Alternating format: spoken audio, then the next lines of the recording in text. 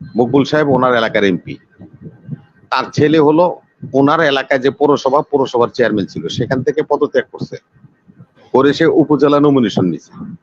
এবং তার দ্বিতীয় ছেলে যে শূন্য পৌরসভার উপনির্বাচন হবে সেখানে সে আবার প্রার্থী।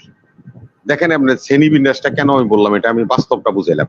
এমপি সাহেব, তার ছেলে ছিল পৌরসভার চেয়ারম্যান মেয়র, সে পদত্যাগ করে গেছে উপজেলায়, আরেক ছেলে আসে শূন্য আসনে মেয়র হবেন। তার মানে হলো সবটাই তারা তাদের নিয়ন্ত্রণে নিয়ে নিতে চায়, যার কারণেই আজকের এই অবস্থার সৃষ্টি হয়েছে। এখন যারা হেরে গেছে, ইলেকশন করেছে, এমপি নির্বাচন করেছে, হেরে গিয়েছে আওয়ামী লীগের নেতারা, তারা এখন উপজেলার নমিনেশন ফর্ম কিনছে এবং তারা প্রার্থী হয়েছে এবং উপজেলা নির্বাচন করবে। কোথাও তারা ছাড় দিতে রাজি না। বিল্ডার্স গ্রুপের পত্রিকা, জনকণ্ঠ শিল্প গ্রুপের পত্রিকা, সবগুলি টেলিভিশন বলেন, সমকাল বলেন, চ্যানেল 24 বলেন, গাজী টিভি বলেন, সব হলো আপনার এই মিডিয়া চলে গেছে হলো ওদের হাতে।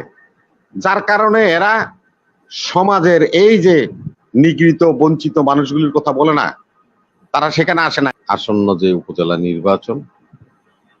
নির্বাচনের তার নিজস্ব উপজেলা থেকে তিনি সুদূর আমেরিকাতে এসে নির্বাচন অভিপ্রায় প্রকাশ করে নির্বাচন অবতীর্ণ হয়েছেন আমাদের কাছের মানুষ, প্রিয় মানুষ জনাব আবুল কালাম আজাদ ভাই। আমরা সকলে মনে প্রাণে মহান প্রভুর কাছে প্রার্থনা করি আল্লাহ যেন আপনার মনোবাসনা পূর্ণ করে এবং আপনার ভোটার সমর্থক যারা আমাদেরকে দেখছেন শুনছেন বিনয়ের সহিত, যদিও আমি একটা ভিন্ন দলের লোক তারপরেও একজন ভদ্রলোক, নিপাত ভদ্রলোক বলেই আমি আজাদ সাহেবকে জানি। আমি অনুরোধ করব ওই উপজেলার সকল ভোটার সমর্থকরা যেন আজাদ ভাইকে সমর্থন দেয় এবং ভালো মানুষকে নির্বাচিত করে। আজকে আপনার মাধ্যমে আপনার শোয়ে সকল দর্শক শ্রোতাদেরকে আমি শুভেচ্ছা জানাচ্ছি এবং সাথে সাথে আমি দুঃখ ও বেদনাহত মন নিয়ে স্মরণ করছি সম্প্রতিকালে মধুখালীতে যে দুর্ঘটনা ঘটেছে, দুজন যুবক যারা আজকে আমাদের ছেড়ে চলে গিয়েছেন, তাদের আত্মার মাগফিরাত কামনা করছি এবং তার শোকসপ্ত পরিবারের প্রতি সমবেদনা জানাচ্ছি আমার দল বিএনপি পক্ষ থেকে। উপজেলা নির্বাচন সম্বন্ধে যে কথা আজাদ ভাই বলেছেন, যেহেতু সরাসরি উনি প্রার্থী এবং ওনার বাস্তব অভিজ্ঞতা থেকে যে সুন্দরভাবে কথাগুলি বললেন, আমি আসলে প্লিজড। উনি কিন্তু ওনার মন থেকে কি হয় এই উপজেলাগুলিতে স্থানীয় সরকার নির্বাচনে সে সম্বন্ধে বিশদ ব্যাখ্যা উনি করেছেন। আজকে আমি একটা কথা বলি, স্থানীয় সরকারের এই পদগুলি লোভনীয় এই জন্য, স্থানীয় সরকার তার মানে রুরাল এরিয়া আমাদের দেশে যে উন্নয়ন হয় তার সিংহভাগ 80% উন্নয়ন কিন্তু আপনার এই গ্রাম পর্যায়ে হয়, যেখানে সেই এলাকায় 3 জন মারা গেছে এখন পর্যন্ত, আরো গুরুতর আহত 4 জন, এরপর 2 জন মারা গেছে spot on the day. Sorry উনি মনে হয় ফরিদপুর মেডিকেল কলেজে মারা গেছে, পরে আমি শুনতে পারছি, আমি কনফার্ম না দেখে বলিনি আর কি। যারাই মৃত্যুবরণ করেছে তাদের সকলের প্রতি আমি সমবেদনা জানাচ্ছি।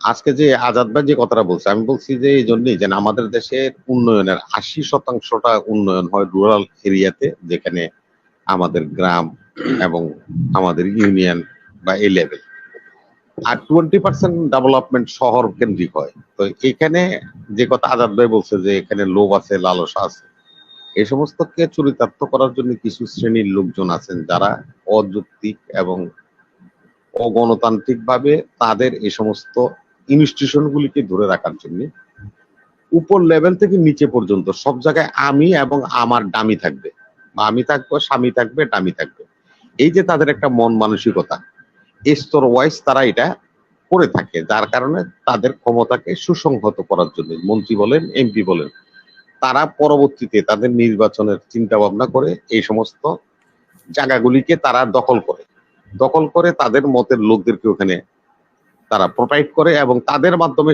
তারা পরবর্তীতে সুবিধা গ্রহণ করে। যার কারণে প্রধানমন্ত্রীর বক্তব্য, প্রধানমন্ত্রীর আদেশ নির্দেশ এই পার্টির লোকেরা মানে না। সেটা মানে না কেমন একটা জ্বলন্ত উদাহরণ আজাদ ভাই এখানে আছে। ওনার একজন এমপির নাম মকবুল মকবুল সাহেব, ওনার এলাকার এমপি। তার ছেলে হলো ওনার এলাকায় যে পৌরসভার চেয়ারম্যান ছিল, সেখান থেকে পদত্যাগ করছে, করে সে উপজেলা নমিনেশন নিছে। এবং তার দ্বিতীয় ছেলে এই যে শূন্য পৌরসভার উপনির্বাচন হবে, সেখানে সে আবার প্রার্থী। দেখেন আপনার শ্রেণী বিন্যাসটা কেন আমি বললাম, এটা আমি বাস্তবটা বুঝাইলাম। এমপি সাহেব, তার ছেলে ছিল পৌরসভার চেয়ারম্যান, মেয়র, সে পদত্যাগ করে গেছে উপজেলায়, আরেক ছেলে আসে শূন্য আসনে মেয়র হবেন। তার মানে হলো সবটাই তারা তাদের নিয়ন্ত্রণে নিয়ে নিতে চায়, যার কারণেই আজকের এই অবস্থার সৃষ্টি হয়েছে। এই সৃষ্টি এই জন্যই যে শরীয়তপুরের ঘটনা বললে, এটা দামি বললে হবে না। তো যে কথা ওই যে আজাদ ভাই বলছে, সংবিধানে তো এই ধরনের নিয়ম নাই। হ্যাঁ ঠিক আছে, এগুলি সবকিছু ঠিক আছে। সবকিছু ঠিক হওয়ার পরে আজকে আপনারা যে জায়গায় যে পৌঁছেছেন, রক্ত ঝরছে আপনাদের, এক পক্ষ আর এক পক্ষের উপরে হামলা করছে। আমার পাশের জেলা মুন্সিগঞ্জে একজন নিহত হয়েছে, 8 জন আহত হয়েছে। আপনারা জানেন নরসিংদীতে এই নির্বাচন কেন্দ্র করে একজন মেম্বারে গুলি করছে, তারপরে গলা কেটে জবাই করে তারপরে হত্যা নিশ্চিত করেছে। এই ডুমুরিয়াতে, খুলনায় এই ধরনের ঘটনা ঘটেছে। লক্ষ্মীপুরে, আপনার চন্দ্রগঞ্জে এই ঘটনা ঘটেছে। এন্টায়ার দেশে যে শরীয়তপুরের কথা বললেন, এবং আরো অন্যান্য জায়গার নিউজ আমাদের কাছে আসতেছে, এবং সেগুলি অত্যন্ত বেদনাদায়ক। যে নিজেদের একই সুরে একই মঞ্চে দাঁড়িয়ে রাজনীতি করেছি সারা জীবন, বন্ধু কাঁধে কাঁধ মিলিয়ে স্লোগান দিয়েছে, তারা এখন একজন একজনের শত্রু হয়ে গিয়েছে, একজন একজনকে হত্যা করার জন্য দাঁড়িয়ে বেড়াচ্ছে। এই যে রাজনীতির একটা ক্ষয়িষ্ণু অবস্থা সৃষ্টি করেছে এই 7 তারিখে নির্বাচন। আমি ডামি মামুরা এবং ফ্রেন্ডলি ম্যাচ খেলতে, যে কেউ ট্রাক মার্কা, কেউ ইগল মার্কা, কেউ আপনার কচু মার্কা, বেগুন মার্কা, এই যে দিয়া তারা তাদের মধ্যে এই অবস্থার সৃষ্টি করছে। আপনাকে আমি একটা কথা বলি, যে 62 জন এমপি যারা হলো স্বতন্ত্র, সেখানে দেখেন আওয়ামী লীগের বাঘা বাঘা নেতারা কিন্তু হারিয়ে গেছে। এখন আমার কাছে এই পর্যন্ত যে তথ্য আছে, 31 জন সাবেক সংসদ সদস্য উপজেলা নির্বাচনে প্রার্থী হচ্ছেন এবং নমিনেশন ফর্ম কিনছেন এবং জমাচ্ছেন। কি অবস্থাটা দাঁড়াইছে? এখন যারা হেরে গেছে, ইলেকশন করেছে, এমপি নির্বাচন করেছে, হেরে গিয়েছে আওয়ামী লীগের নেতারা, তারা এখন উপজেলার নমিনেশন ফর্ম কিনছে এবং তারা প্রার্থী হয়েছে এবং উপজেলা নির্বাচন করবে। কোথাও তারা ছাড় দিতে রাজি না, যার কারণে আজকের এই অবস্থা। আর ফরিদপুর সম্বন্ধে যে কথা আপনি বলছেন আপা, এটা আসলে হৃদয় বেদনার একটা ঘটনা। আমরা দেশের জন্মলগ্ন থেকে এই পর্যন্ত 52 বছর এরকম ধরনের দৃশ্য আমরা দেখিনি, যেখানে ভিকটিমকে উদ্ধার করতে পুলিশকে, বাহিনীকে, রাষ্ট্রকে 7 ঘন্টা অপেক্ষা করতে হবে। যেখানে ঢাকায় 28 তারিখের সমাবেশ 10 মিনিটে পণ্ড করে দিতে পারছে, 10,000 লোক আর 5,000 যাই হোক, পণ্ড করে দিতে পারলো এই পুলিশ। মধুকারীর ওই পঞ্চগ্রামের জনগণকে তার ইউনিয়নের চেয়ারম্যান পারে না, টিওনো পারে না, ওসি পারে না, ডিসি পারে না, এসপি পারে না, তারা ফোর্স আনছে মাগুরা থেকে, আরেক জেলা থেকে তারা ফোর্স আনছে, রাজবাড়ী থেকে তারা বিজিবি নামাইছে, তারা র্যাব নামাইছে, আপনার 250-300 ফাঁকা ফায়ার করছে। তারপরে যায় ছত্রভঙ্গ করে 7 ঘন্টা পরে যায় ভিকটিমদেরকে উদ্ধার করতে যায় 2 জন ঘটনাস্থলে মারা গেছে। দেখছেন তাদের হাত বাঁধা অবস্থায় 2টা ছেলের মৃত্যুর যে ছবি আমরা দেখেছি, এবং আরেকজন আজকে বলছেন যে সে মারা গেছে। এটা আজকে না গতকালকে, আমরা পরশুদিন যখন প্রোগ্রাম করেছি তখনই আমরা শুনেছি যে আরেকজন মারা গেছে। জি জি, এটা আরো আগেই মারা গেছে। কিন্তু আমাদের যে আজকে দুঃখের বিষয়টা হলো, দেখে না, হাসিনা আপা বলি, কালাম ভাইও আছে, মাহমুদ ভাইও আছে, অনেকে অনেক সময় অনেক যে চেয়ারম্যান মেম্বার সেখানে উপস্থিত থেকে ও পুলিশ উপস্থিত থেকে এরা অত্যাচারিত হয়েছে, সেটা অবশ্যই কালাম ভাইও বলবেন পরে।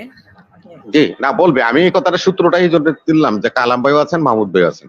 শুনেন, আমি একটা কথা আপনার বলি, সেটা হলো যে না, আমরা যে টক শোতে আসি, বিভিন্ন কথাবার্তা বলি, বিজ্ঞজনরা আসে, আমাদের অনেক গুণী জ্ঞানী, আমাদের সমাজের উচ্চ স্তরের লোকেরাও আমরা যে টক শো করি, আমাদের এখানে আসে। অনেকে মনে করে যে এরা কি টক শো করে, এরা কথা বলে কি হয়, কিছুই তো হয় না। না হয়। শরীফ থেকে শরীফা এ সোচ্চার হয়েছিল এই আপনারা বাধ্য হয়েছে সরকার পাঠ্যপুস্তক থেকে সেই ছবি এবং সে গল্প সরিয়ে নিতে। এই যে কদিন আগে রূপান্তর নামের নাটক, আপনারা যখন সোচ্চার হয়েছেন, দেখা গেছে সেই নাটকের নায়ক জনসমক্ষে ক্ষমা চেয়েছে, তার পরিচালক এবং তারা কন্টেন্টটা সরাই নিতে বাধ্য হয়েছে। কিছু হয় না তা না, আজকে আমরা যে মেইন স্ট্রিম মিডিয়া, আমাদের ইলেকট্রনিক বলেন, প্রিন্ট মিডিয়া বলেন, হ্যাঁ এটাই প্রিন্ট মিডিয়া বলেন, তারা জিম্মি হয়ে গেছেন। আজকে কালাম ভাই দেখেন, যতগুলি মিডিয়া হাউস আছে সব কর্পোরেট হাউস মালিক।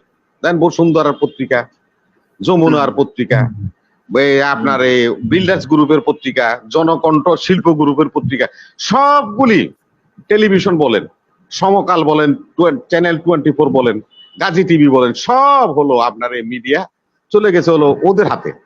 যার কারণে এরা সমাজের এই যে নিগৃহীত বঞ্চিত মানুষগুলির কথা বলে না, তারা সেখানে আসে না। এই যে আমাদের ইউটিউব বলেন, আমাদের এই সমস্ত চ্যানেলগুলি বলেন, তারা সোচ্চার হয় এবং আমাদের ফেসবুক ওয়ালারা সোচ্চার হয়। সামাজিক যোগাযোগ মাধ্যমে যখন নাকি এটা নিয়ে আলোড়ন সৃষ্টি হয়, তখন দেখা যায় যে সরকারের টনক নড়ে, সংস্থার টনক নড়ে, তারা তখন সামনে আগায় আসে, ব্যবস্থা নেওয়াতে ব্যবস্থা হয়। আমি অনুরোধ করব, আমাদের টক শো আমরা যারা করি, যারা চ্যানেল আপনারা চালান, আপনাদের কাছে বিনয়ের সহিত প্রার্থনা জানাবো, আমরা সোচ্চার হলে ইনশাল্লাহ এই হত্যারও বিচার হবে এবং বেনজিরের অর্থ আত্মসাতের বিচার হবে। ধন্যবাদ আপনাদের।